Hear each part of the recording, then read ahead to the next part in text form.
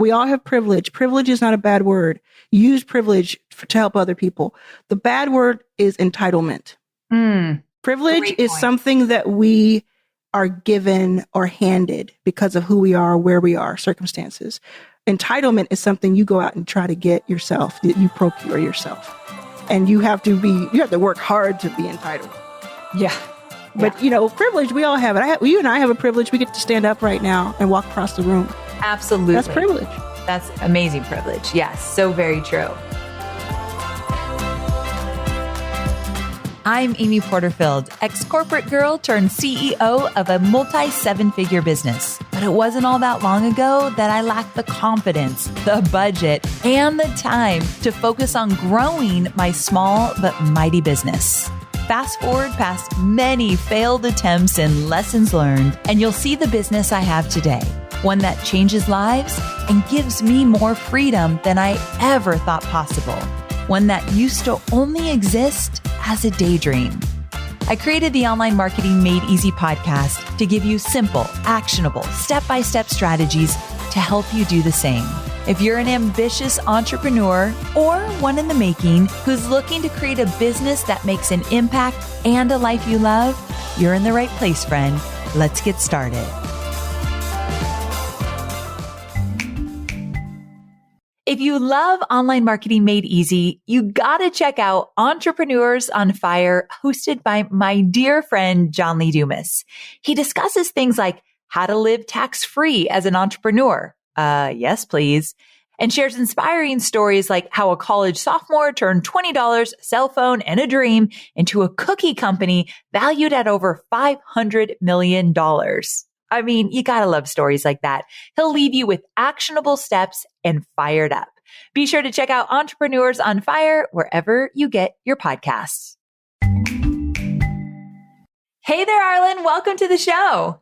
Hey, thanks for having me. So glad that you are here. I have been a fan of yours for a while now, and I've wanted to get you on the show. So this is a good day. And I thought that we could kind of start at the top, if you're cool with that. Sure. You've built a successful venture capitalist firm, and that's allowed you to marry your passion for entrepreneurship and activism. So could you share a little bit about your journey to becoming a venture capitalist? Quite honestly, I don't know anyone who does what you do. So I'm really curious about you sharing your story and some of the accomplishments that you're most proud of. Yeah, well, I am a venture capitalist, but I'm definitely not a traditional one. Right. So even knowing me, you might be surprised if you met other venture capitalists because they're a little different. Yeah. Definitely had a different path here, and I represent a lot of different people who are traditionally not seen in the venture capital space. So I am 41. I'm a Black queer woman from the South, and a decade ago, I didn't know what a venture capitalist was at all, or what that whole world was like. I thought it was like this place on Wall Street. I was like, okay, it sounds like it's money related somewhere. Sounds very fancy. Yeah, it sounds fancy, and it sounds like something I would never, ever be part of, because at the time I had like a negative bank account balance. I had housing insecurity for most of my life, including, up until that point, and had been on and off of food stamps. And it was just, I had big goals and dreams for myself, for sure. And I was very confident in myself, but I never thought it would be venture capital that would get me somewhere. Right. Because it just seemed like, when I looked at pictures and started learning about it, I saw person after person was usually a white male, usually, right out of college, strapping guy, or gray haired, and had been there, and his father had been there before him, and et cetera, et cetera. And it was the reason I got into it to begin with was because I was actually trying to start another company. So I had been an entrepreneur my whole life, starting in the 3rd grade with my candy company, and and I just had the bug, very early on. I know many people can relate to that, and hadn't had a lot of success. Like I felt proud of a lot of things that I'd done, but financially it just hadn't worked out up until that point. And I started really discovering Silicon Valley and this kind of mythical place where tech companies were coming out of. And I was like, what's a tech company? What's a startup? And came to understand, that's Twitter and that's Apple and those Google, the things that I use every day started somewhere, and that became really interesting to me.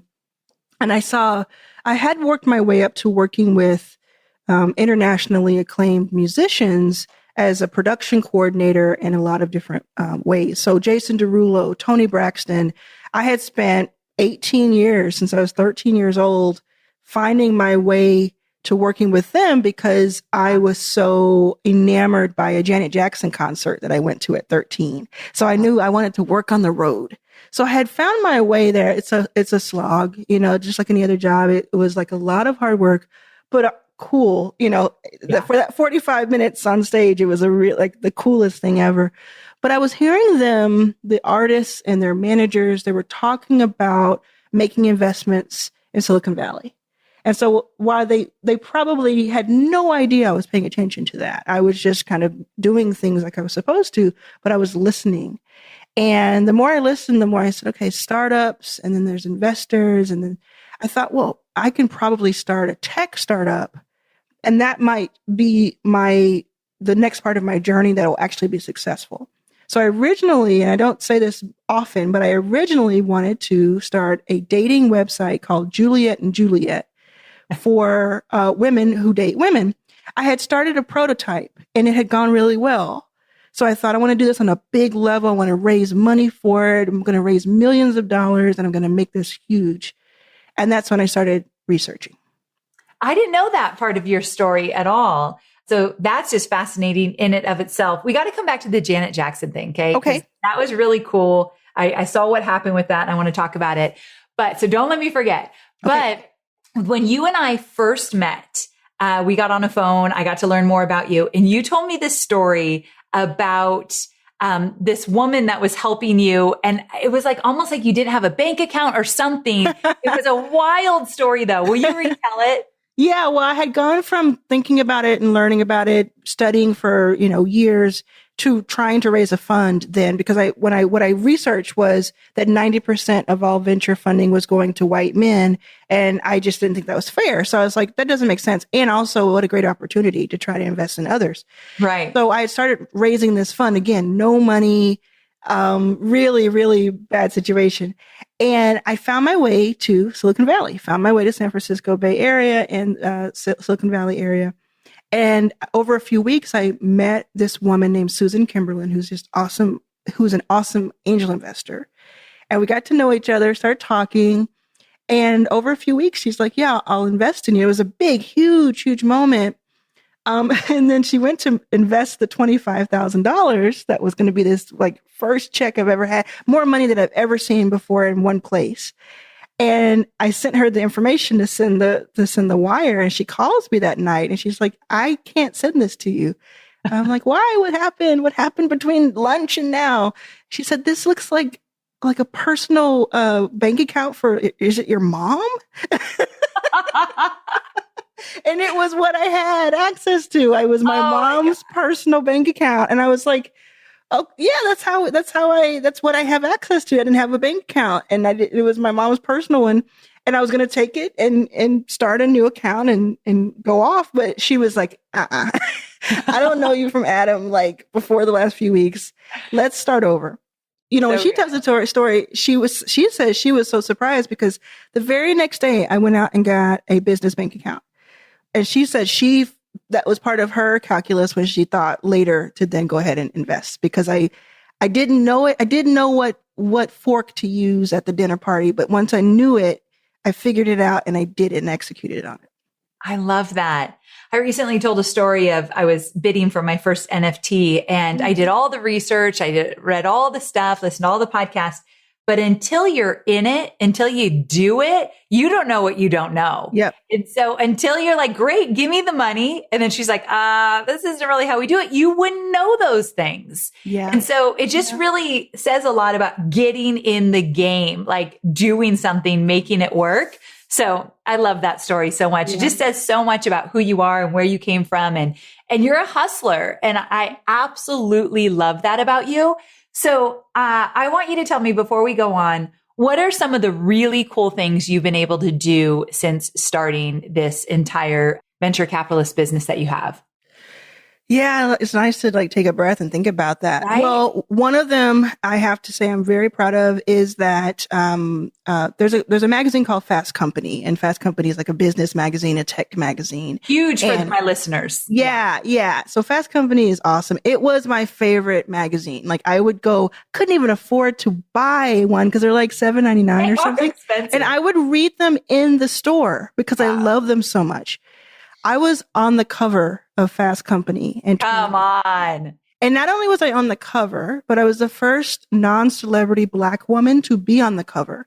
The other Black women who were celebrities to be on the cover were Oprah, Beyoncé, and Serena Williams. Okay. So how do you even sleep at night? Like, come on. That's insane.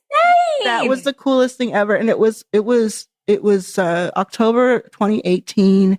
And I was flying a lot at that point because I kind of kicked things off with that first investment from Susan, who did come back in September of 2015. So 3 years later, I'm on the cover of that magazine and I was flying everywhere. So every time I would land, I would just walk past rows of my face. Imagine. It was so fun. And I would go into the stores at the if I had time, and I would pick up 2 or 3 copies and I would just take it to the front. And usually, like, especially if it was a Black woman, I would just wait and just watch them kind of do a double take. Cause it was, I had my makeup and my brows were on fleek and everything.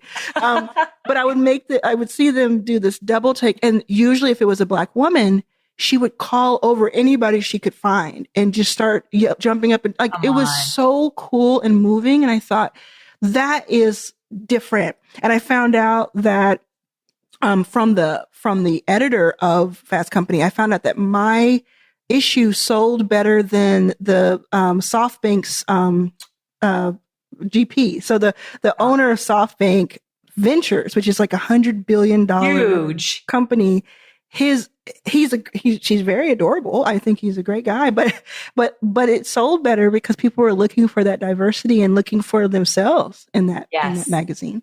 Absolutely. So that's one. And we also just recently announced that we reached 200 companies invested in. 200. 200 in 2014. While I was living out of a hotel, I said I'm going to with my mom, like a motel kind of thing. I said I'm going to invest in 100 companies by 2020, and people thought I was crazy when I would ever mention it because I didn't have any money, and as we know now, no bank account. So we reached 100 in 2018. And then that same, just a few months before Fast Company, that's why I was on the cover. And then we reached 200 in 2022. Whoa. Congratulations. Speaking of your mom, I have this question for you about your mom, but before that, I don't understand how you're living in a motel, you don't have a bank account and you don't have any money, and you think that you're going to invest in 100 companies. Like, where does that even come from? I knew it. I saw it. I saw it ahead of me. I knew it had to exist. It was just I don't know a better way of describing it. Like, I saw it. I remember I was pacing in the parking lot of that hotel in Pearland. It was like a Comfort Inn or something in Pearland. Shout out to Manny, who let us stay there sometimes when we couldn't pay. Oh, come on. I will go back to him. Manny, we love you. But I remember pacing in the parking lot and I was like, you don't even, like, I was hungry. I was like, you don't even have lunch. You don't even have lunch. What are you doing? What are you trying? And I did this exercise and I said, and I don't know where it came from, but I just thought of it. And I said, okay, close your eyes. Like, to myself, I said, close your eyes and imagine the world in 5 years without Backstage Capital. Or imagine the world. Are you okay with that? And I closed my eyes and I imagined it didn't ever happen. And my eyes shot open and I said, no way. No way can that be the case. So from that moment on, I was like, I don't care what people say. I don't care what anybody says. I don't care what doubt creeps into my own mind. I'm going for this. I'm going for it. Like, what are we here for if not to go for the things that we believe in and dream of? And I knew that it was realistically not very, like, the odds were not in my favor. Okay. But So also you did knew know that. It wasn't like you were like, easy, I got this. no way, Okay. no way that I think it was going to be easy. Okay. I just thought I have to figure out how to make it happen, though it is going to be difficult. And because it was going to be so worth it if I could make it happen.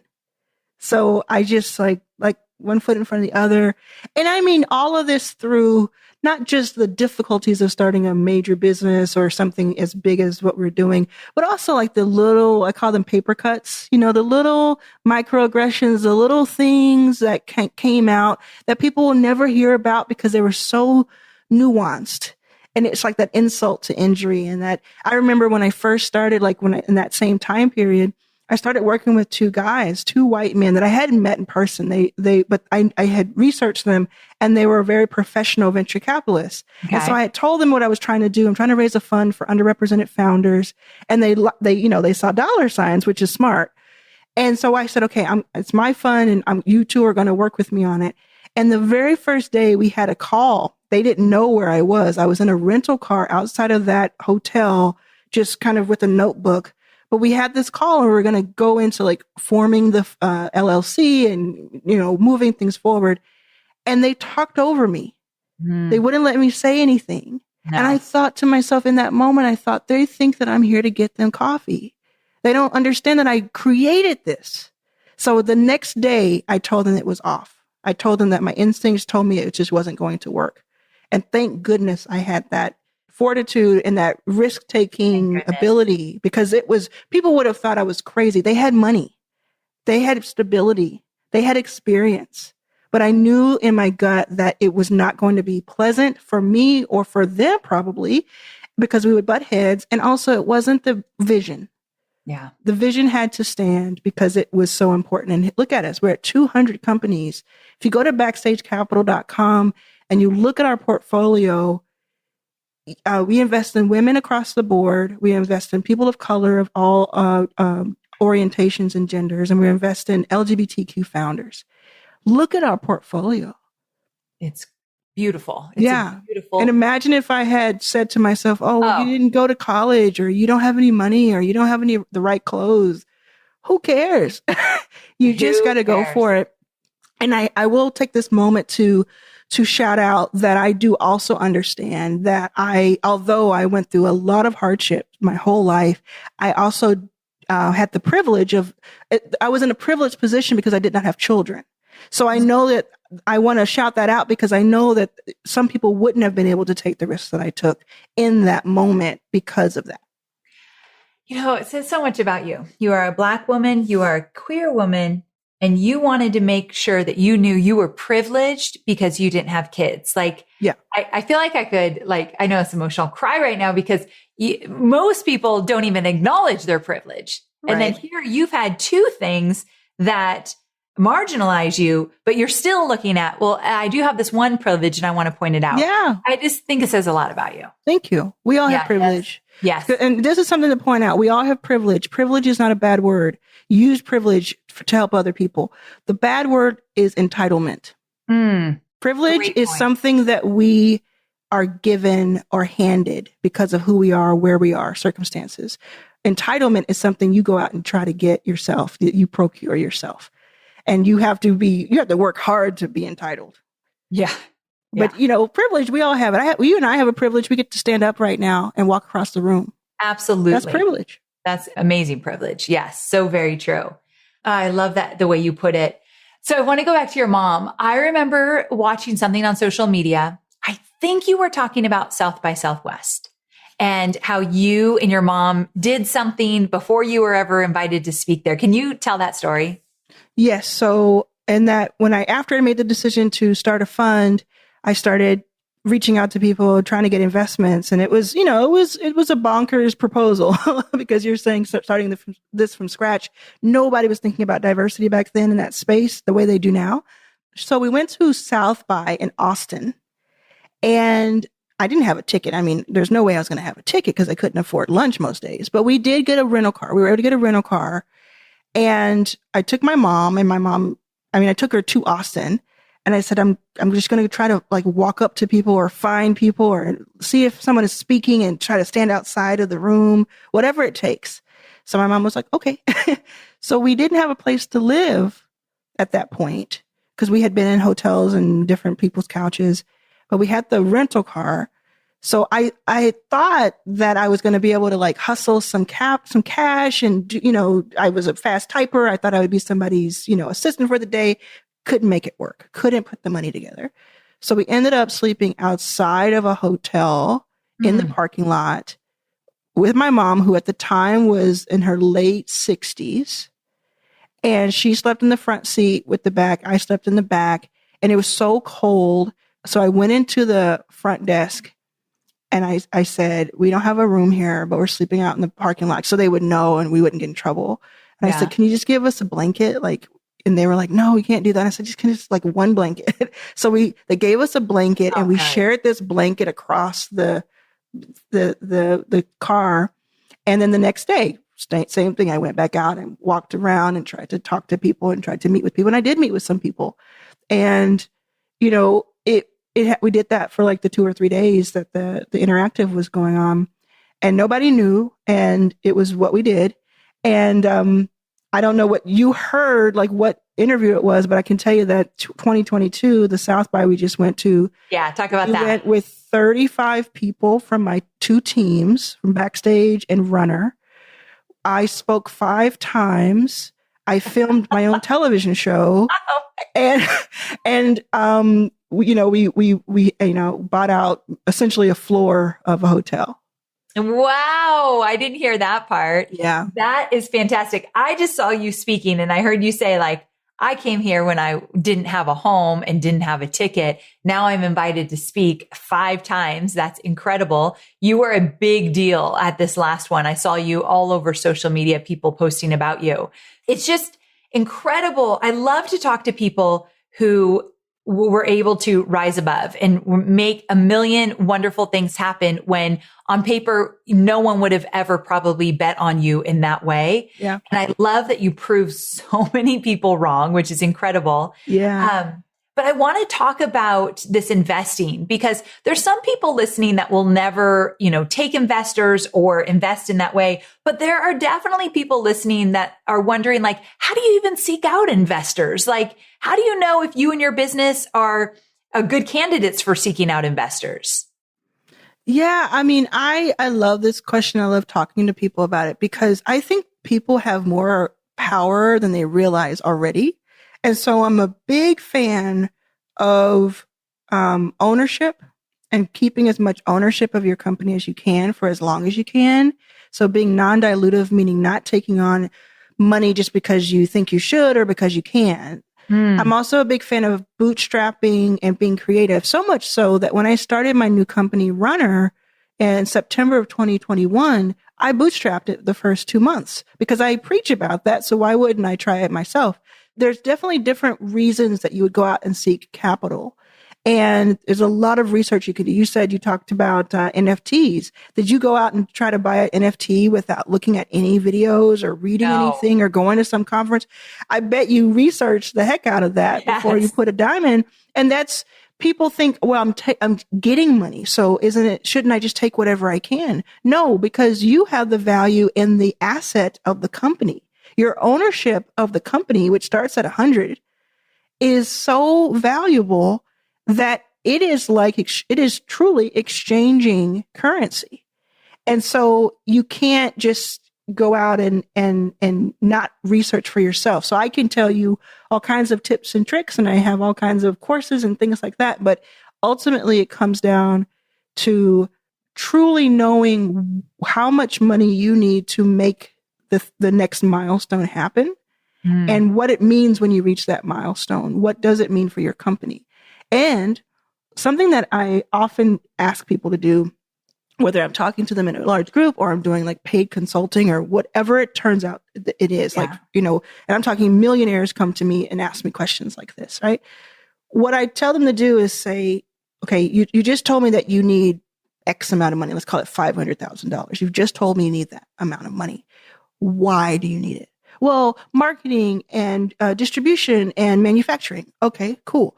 Put pen to paper, or, that's my old school, put pen to paper or go to your computer, whatever, and type out line for line what you need for each line, and then decide, is there something that you could do yourself? Is there something that you could do in a cheaper way or a different way or more creative way? And to kind of chisel that down, people often, like more times than not, maybe 80-90% of the time, they come back to me and they're like, actually, it would only take 100,000. And I thought I needed 500,000 because I saw it in the TechCrunch article, or I saw it on this, this person's blog. Well, they're not running your company. And so what did you just do? If you took something that you thought you needed 500K to 100K, you've just given yourself 400K in value. So it's as if you went to a dinner with someone and raised $400,000. That's as powerful as what you just did. And on top of that, you get to keep more ownership of the company for longer.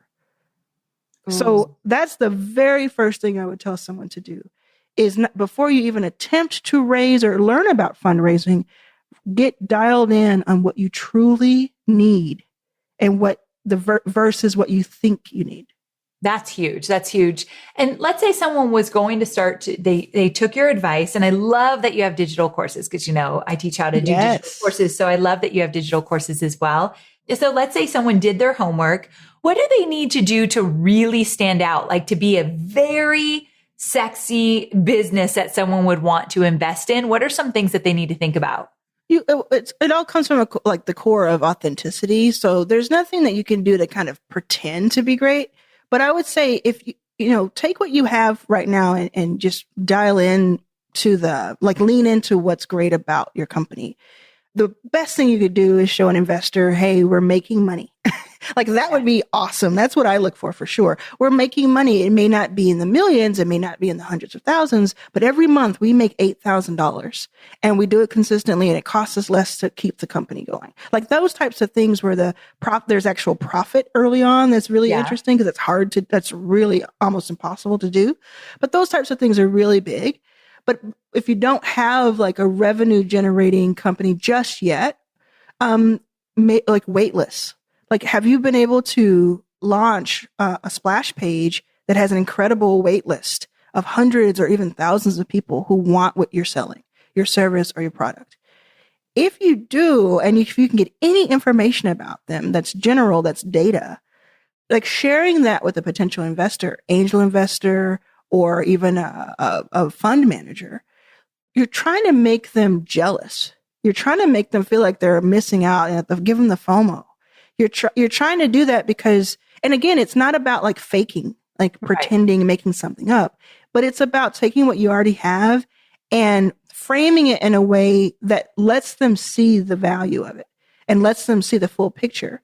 So I'm always I don't need you to walk into a meeting or a Zoom and have $1 million a month in revenue. I don't need that for me to be interested, but it would be cool to see we have 2,000 people on this wait list who, if only we had the funds and we could manufacture this at scale, they would be ready. And they've said it. Even better, step further, they put their credit card down and they said that, they pre-ordered or they would pre-order. And they've actually taken their card out of their wallet. These small things that we're used to learning about really translate kind of well to investors' mindset. And there's there's a ton there for sure. When you were talking, it made me think, have you seen I think it's maybe Apple TV. Have you seen We Crashed?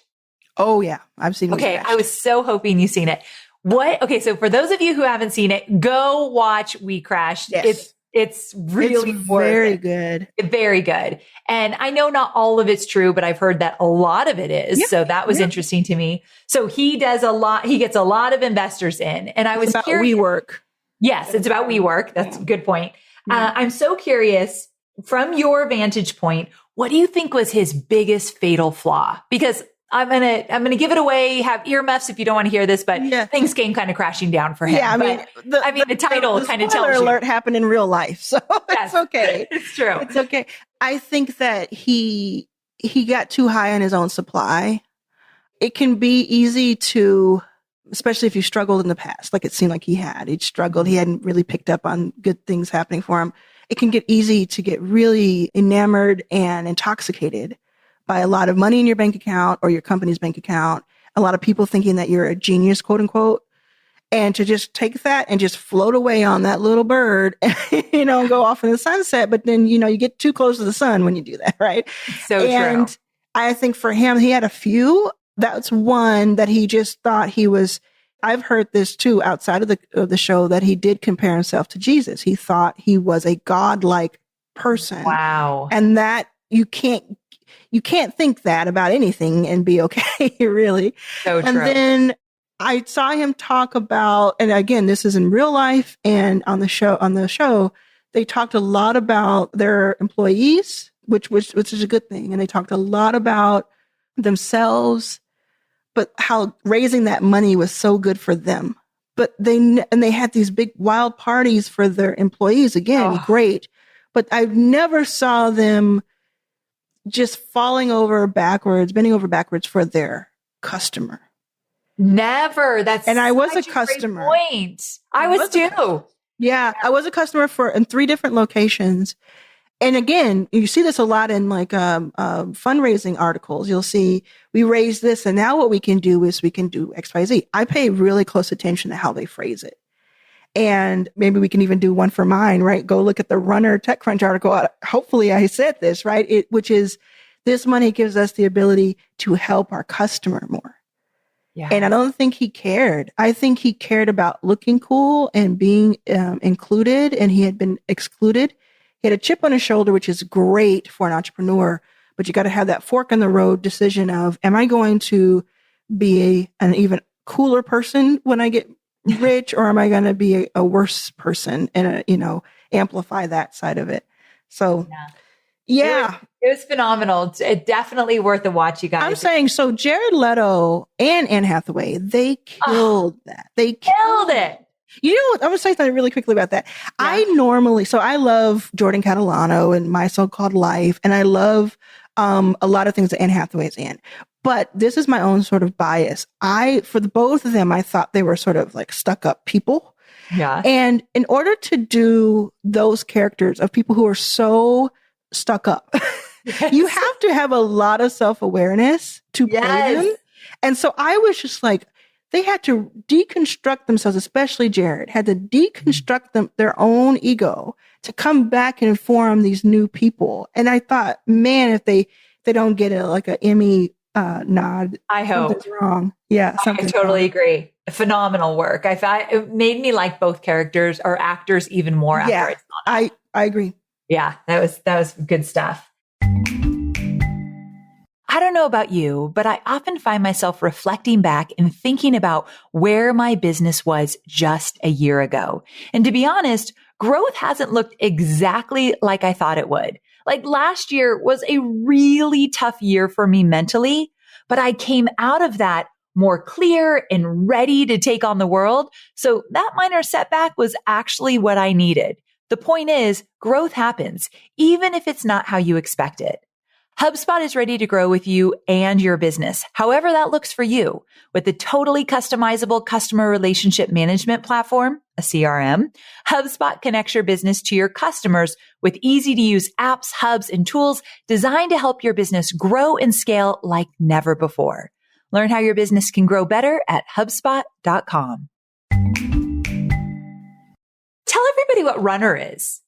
Oh, Runner is my new fractional operations company for inclusive companies. So essentially, we match EAs, chiefs of staff, COOs, 5 different categories of operations talent specifically, to companies and customers of all sizes. So you can be a solopreneur who has just put your website up and you need some extra help 5 or 10 hours a week, or you can be, a top 10 company in the country, and we have them as customers too.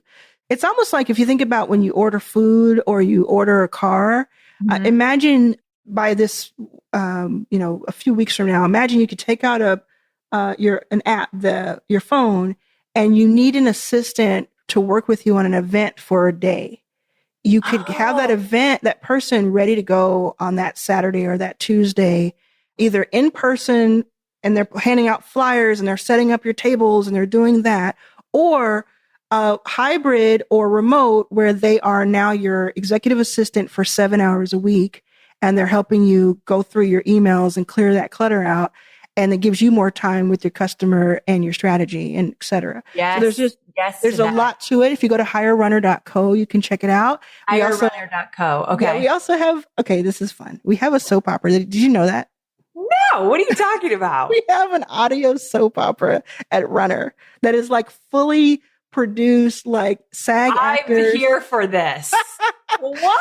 Go to hirerunner.co, scroll down a little bit. You'll see our full-on soap opera, immersive. It feels like you're there. So if you do it, listen on headphones. Yeah. It feels like you're in the car. It feels like you're at the party. It feels like it's so great. And it's a whole story of how it came to be, but it's very cool. Okay, I need to check this out for sure. Yeah. And while you were talking about it, I was curious, and I do not know the answer to this. Do you have a focus on diversity for this business, or it's just, this is what the business is? I tell you, when we set out, that's a good question, because you would think based on the fund that we would. Mm-hmm. But what we've learned over the past decade is that you don't necessarily have to have the mandate to just look for great talent and find diversity. That's the point, is like opening the lens. So we don't specifically say that you need to be a woman, a person of color, LGBTQ to work there or to be a customer. What we say is we find outstanding talent for inclusive companies. So the talent comes to us through, we've had 1,700 applications so far since September without a big campaign. Yeah. And when we get on the monthly calls with our runners, we have a pool of 200 runners who are all W-2. I mean, check it out as a customer, but check it out as a runner. Yeah, because it's good stuff. So you're W-2, you have all this. When we get on those calls, you see people of all ages, all backgrounds, and it's mostly women, but there are a few men. But it's just really it's really open. And then on the inclusive side, for the customer, what we love about that, what I love about the phrasing, is that they're self-identifying.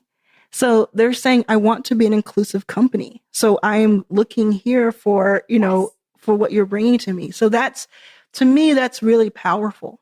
I agree. Really I absolutely love that. Okay. For our company, we will be checking it out for sure. Awesome. So that's awesome.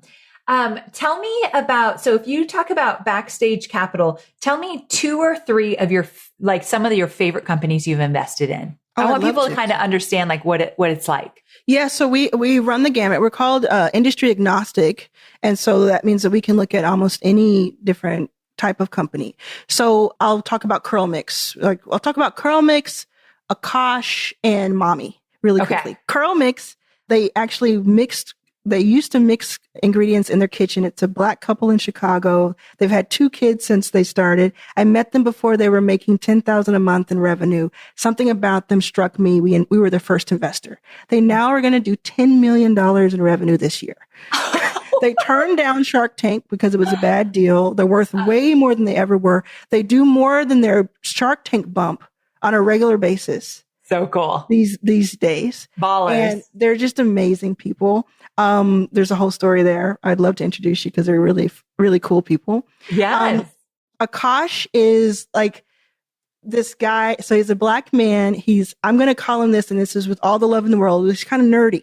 That's how I look at it. And I hope that's not offensive, but he's just a genius, right? And he developed this technology using, fake diamond technology. It's crazy. And what it does, we're going to take you from hair care to space, because what it does is it keeps objects in space cooler longer so they can stay up there longer, and they can get closer to the sun and closer to the different parts of the atmosphere. What? And so what he's doing is he's building satellites for broadband. So he's going up against Elon Musk and SpaceX. Essentially, they're different parts of SpaceX, where it's not rockets, but it's satellites.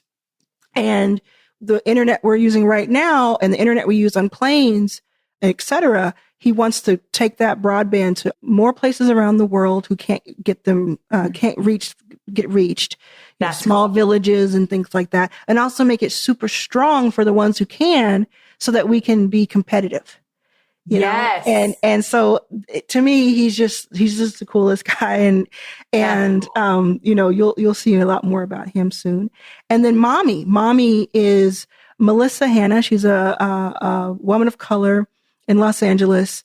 And the cool thing, so what she's doing is it's MAHMEE, and it's for mothers from the moment they know they're pregnant till after they give birth. Okay. And I call it like an OnStar for mothers. So it's sort of like it helps you with different things. It helps you like with education. It helps you with lactation. It started Melissa's mother herself is like this renowned lactation expert, Linda, and she's a co-founder of it. So it helps a lot with lactation practices and all sorts of things you need as a new mother that they don't teach you. You kind of leave that, again, I'm speaking from inexperience, but I'm on their board and I've been with them for years. And so, people leave the hospital and they're like, okay, where's the manual? And mommy's the manual. I know many girlfriends who are like, you're making me walk out this door with this baby? Like what? Yeah. So mommy is the manual. So if you already know that you're pregnant, you would go check it out. Or if you've just recently had a baby, you're just hearing about it, you would go check it out.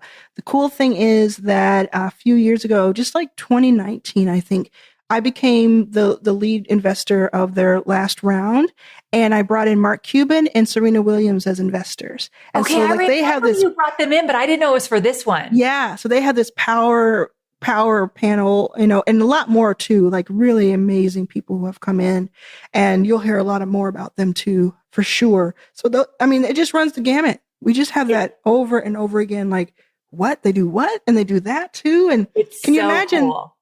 5, 6, 7 years ago, people were saying that they didn't exist and that they weren't viable investments.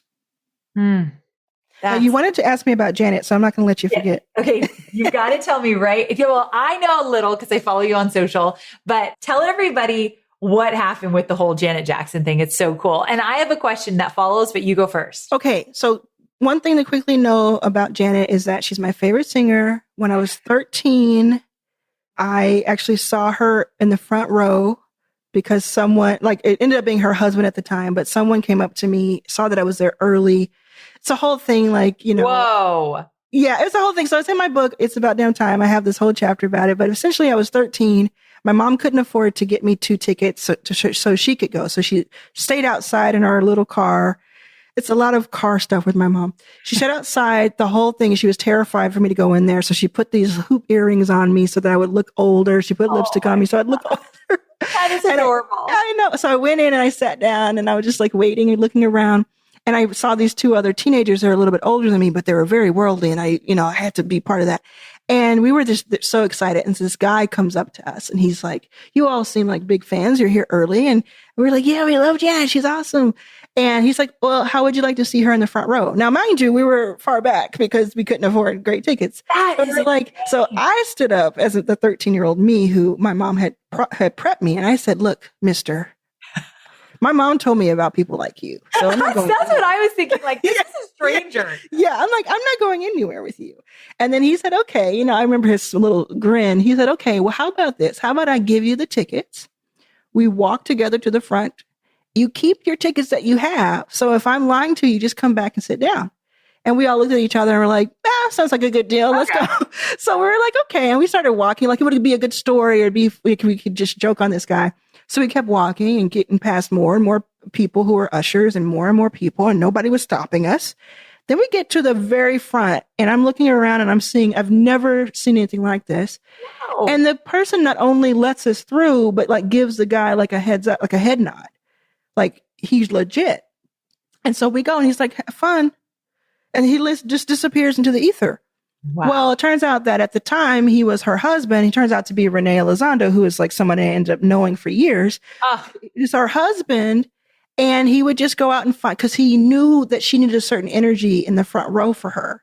So he would go and find people he considered to be the biggest fans, quote unquote, of the night. Wow. And he would bring them to the front. And so can I tell you before I tell you the auction story? Yeah. That after that, not until I could, but I started doing the same thing at Janet concerts. Oh, so come on. Yeah. So I would buy more tickets than I was going to use. They were very good tickets. I would go into the nosebleed seats and I would bring people down. And one time I did this for this woman and she was with her mom and it was her first concert and she was my age and her mom was in her 50s or in her 50s or 60s, depending on when it was. And It's exactly the same thing happened. She's like, yeah, right. And I said, I know it sounds crazy, but I promise you, just take the tickets, keep your own ticket. Just, it's there for you. So she went by herself so her mom wouldn't have to walk the whole way. And then she called her. So she went down there, and later in the night, cause it wasn't next to me, it was like down the row from me. And later in the night, I saw her and her mom, and she were just crying their eyes out. They were having the best time in the world. It was like the biggest deal. And I just kept doing it, and I do it anytime I can. I do that for Janet and for other concerts because it changed my life that night. Absolutely. And to be able to do that over and over again, I'll continue to. So that's the backstory. So coming back to now, May of 2021, I found out that Janet was doing a once in a lifetime auction of like 3,000 items of her, like anything she's ever gotten for free or anything she made for music videos or, awards, anything, because I liked it because I thought it's great because she can't be buried with it, right? She can't take it with her. So she did half to charity and not half, but she did a portion to charity and a portion to herself. Great. So I was down for it. It was in Beverly Hills. I live in West Hollywood, so it was perfect. I was down the road. So I looked at the list of things and I was like, okay, well, I'm a size 20, 22. She's a size -4. So I don't think I'm going to necessarily, these outfits from her 20s are not going to necessarily work for me. And I'm not so much of a fan that I would have just like her handkerchief, on my wall. But I was like, what can I get that's practical? Well, in the middle, literally the centerpiece, which they call the centerpiece item, was a 1956 Chevy truck. And it was beautifully detailed, beautiful look to it. And not only was this truck, there was like a truck. I was like, oh, that's awesome. She had another vehicle, actually a cooler vehicle. But this was the only item of all 3,000 that came with a phone call with her. I didn't know that part. Yes. And the phone call, it said, was that she wanted to, in a private phone call, tell the buyer what the meaning of the truck was. So I was like, yes, I'm going after it, even though I was for sure that I would not get it, because although I had a large cap on what I could do, because it was my money, I thought, there's no way I'm going to win this. Like, there's just no way, because it was open to the whole world. Oh, yeah. So I go there. I go a day early for one of the days, because it's 3 days. And I go with my wife, and I'm real incognito, just kind of scope out the place. And I see how it works, because I'd never been at an auction before. So I wanted to see how it worked. And then I went back the next day for my item by myself, kind of made a day of it. And I just kind of casually went to the front. When I came in, I said, how does one do a deal that's like more than a couple $1,000s or more than, like, how does that work? Because can I give my debit card? Like, how does this work? Right. It's like, well, if it's over a certain amount, then you would fill out this form and we would get in touch with you and and you would give your card to give us the understanding. I said, okay. And I learned about the fees that they tack on top of it. So I would be prepared and all of that. Because believe me, they tacked on fees. So I go sit down. Go through a lot of different other ones because I got there too early. And then my truck comes up. And because I had been there for a couple of hours, I learned that Christina Aguilera and Kim Kardashian were auctioning on the phone. No. They were bidding on the phone through proxy. And so there were very few people, there were a lot of people there, but very few who were actually bidding because this is a lot of money, So people were bidding on shoes. It was $700 and people would go crazy because, it was like, oh my God. But on the phone, Kim Kardashian's buying the Scream outfit for like 50 grand. So I'm like, I'm not going to get a truck if that's the case. And they're like also like Japanese business people who were doing, and I was like, I'm not going to get this truck, but I'm going to go for it. And this is what I thought truly. I thought, I have a ceiling, so I know what I can afford. Yes. And at the very least, I see that they're filming, so at least I can get like footage of me betting on Janet's truck. Like, that would be cool. So they do it. And I'm a competitive person. I didn't realize this as much. I get to my item, and mind you, I'm by myself. Nobody has ever looked over at me and thought anything of. I have on like my Janet sweatpants that I'm wearing right now, and I'm wearing a t-shirt, and I look like I just strolled in there without kind of like what's going on, but I did that on purpose, and they start, and there's video footage of this on my Instagram at Arlan was So here. good. And they start, and I'm like competitive. And I'll tell you right now, my cap to myself was a base rate without the fee of $100,000. Okay. Now, also remember that before 2015, I did not make more than $20,000 in 1 year. So wow. this was yeah, that's a lot of money, period. This is a lot of money, but it was also a moment for me. It was like, so it'll make sense when I say that what happened next. So they do the thing, and then there's one buyer. I still don't know who to this day who that was, but there was one person who was going back and forth because it was a high item. So we get to 60, then 70, then 80, and then I put mine up again for 90, and I just knew that the person was going to say 100. And then that would outbid me because I can't say 110 because I'm not going over my base. Okay. They didn't say it. No, you were that close? I was that close to my ceiling. Because although I could afford it, I had to be like, okay, what am I going to do with a 1956 truck? I got to be smart about this. Yeah. So I mean, there's a lot of, there's a lot of rent I can pay for people. I can't believe someone didn't just say 100, like 100, that. 100. If you got that far, confident. well, if you were at 80, this is how I'm thinking about it. If you're at 80 and you know about those fees, yes, then your ceiling might be 100 with fees. Oh, okay. You know what I'm saying? Because the fees are like 20%. It's a lot of money. Jeez. So I was at 90. So it turned out to be like, it was 116, 114,000 total. So they said I was sold. I jumped up. I was so excited. It. And what you don't see on the video is, because I've kind of threatened their lives if they show this, is you can see there's a couple of me crying, but I cried my eyes out. I cried so I didn't see any of that. But so people were coming up to me and they were hugging me, and they thought I was crying solely because I got Janet's truck. I was crying because I was having flashbacks to sleeping on the floor of the San Francisco airport. And I was like, I just bought my hero's faved truck, beloved truck, for $100,000+ in an afternoon on a Sunday. I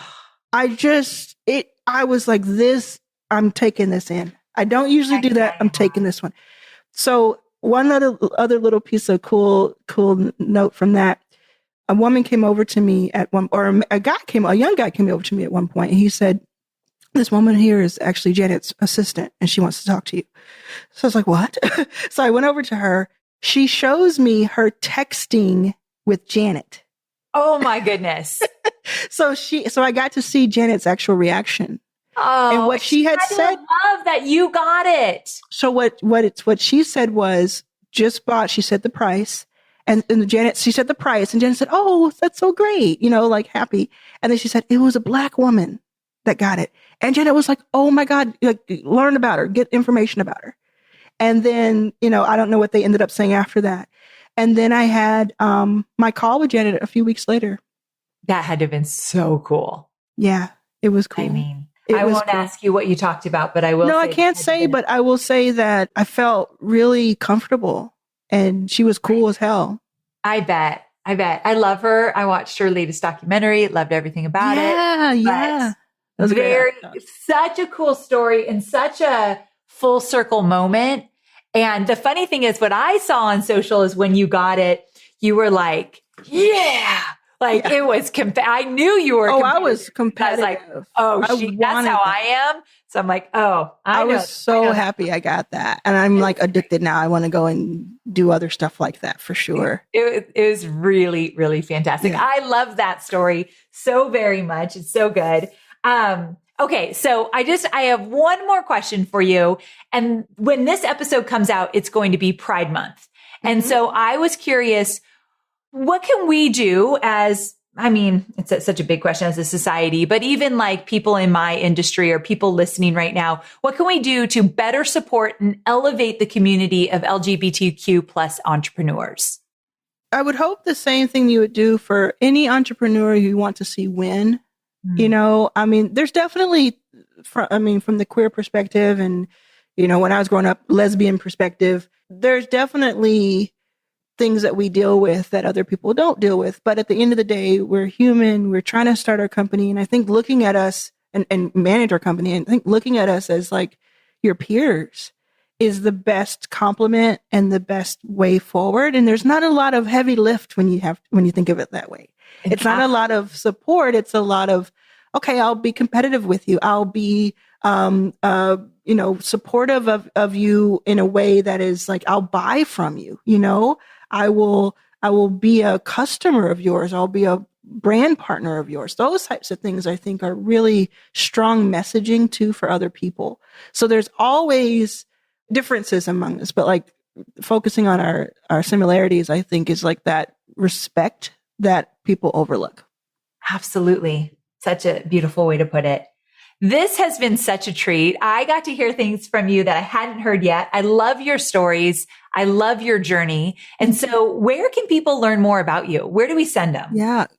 Twitter and Instagram is where I spend most of my time. Arlan was here. ARLAN was here. I'd love to hear from you, talk to you all day long, do it all day.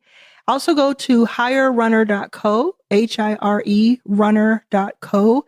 Check out the soap opera. Check out what we're doing. I think it's going to help a lot of people, and I'm so excited about what's to come. It's a very fast growing company as well. So you might see some headlines there coming up this year. Cool. And then backstagecapital.com is where you'll see our 200 portfolio companies, our team that's like amazing team all over the country. And we're going to be everywhere. We're going to pop up places and meet with people. And I can't wait to do that. And I have a new podcast that I'd love to ask you to be on, but I'll do that. Oh, I'd love to. Yeah. What's it called? It's called Demystifying Faith.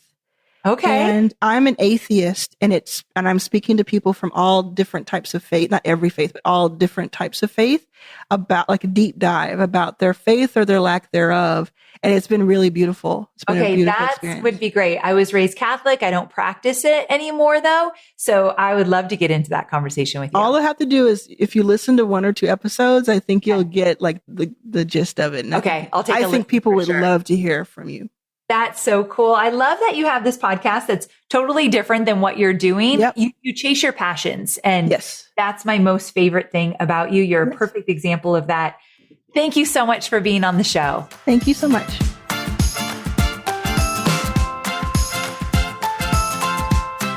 So there you have it. I hope you loved this conversation. It was one that I was really looking forward to. And to me, it went better than I even expected. I love all her stories. I love what Arlan said about privilege. I thought that was really eye-opening, but just everything she shared was incredibly valuable. I didn't say this in the intro, but I am a proud investor in Backstage Capital. I invested over a year ago, and I'll continue to invest. And I really do think she's doing something extra special. I highly encourage you to check it out. And speaking of checking things out, on my Instagram today, you can go, I posted a list of LGBTQ plus owned businesses. And I want to encourage you to head on over there. And I'm just at Amy Porterfield on Instagram, so you can find me easily. And just check out these businesses and what they have going on. I mean, that last question I asked Arlan, where she said, basically just treat us as an equal and buy our stuff and engage with us and have the conversations and compete with us and all of that. Well, we got to know who these people are, what they're all about, what their businesses are about. And I want to highlight them so we can do just what Arlan said. And so I will list some of my favorite companies. And I think it's important that we celebrate and elevate the LGBTQ plus community during Pride Month, but really, I mean, let's be honest, all year round. And I know that's one of our missions at this company, and I hope it's one of yours as well. Okay, my sweet friends, thank you so much for joining both Arlan and myself. I cannot wait to see you next week, same time.